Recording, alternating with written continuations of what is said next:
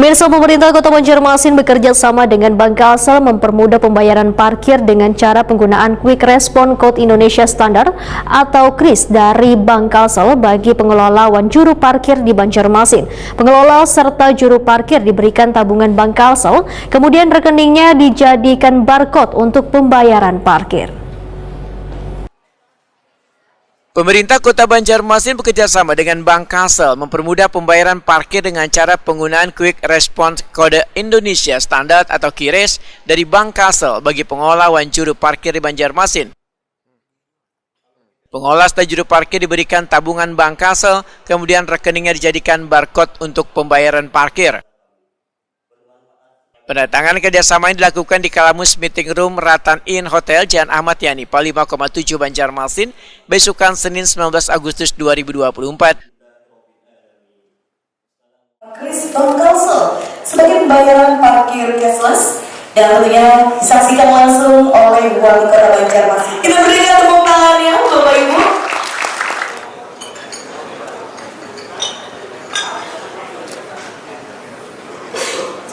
Baik, sekali lagi kita berikan tepuk tangannya, Bapak Ibu. Dipersilakan untuk dapat berfoto bersama.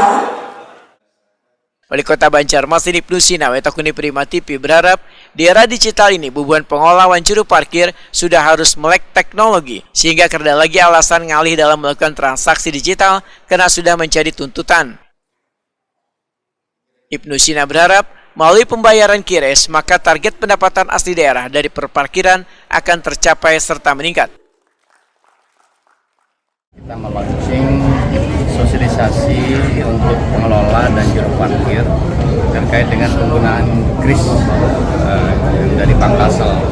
Mudah-mudahan era digital ini para jungkir dan juga pengelola juga sudah harus melek teknologi.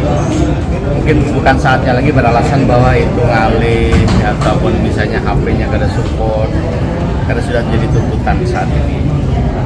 Supaya tadi yang lu sampaikan tidak ada dusta lah di antara kita gitu. Karena kami curiga, ternyata banyak dari pihak mengatakan bahwa ini sedikit baik hasilnya. Nah itu kan jadi saling tuding kita, dan dengan real ini mudah-mudahan PAD kita semakin meningkat, akuntabilitasnya juga dan transparansinya juga semakin bagus dan maksimal untuk pembangunan Kota Banjarmasin melalui pendapatan asli daerah kita dari sektor parkir.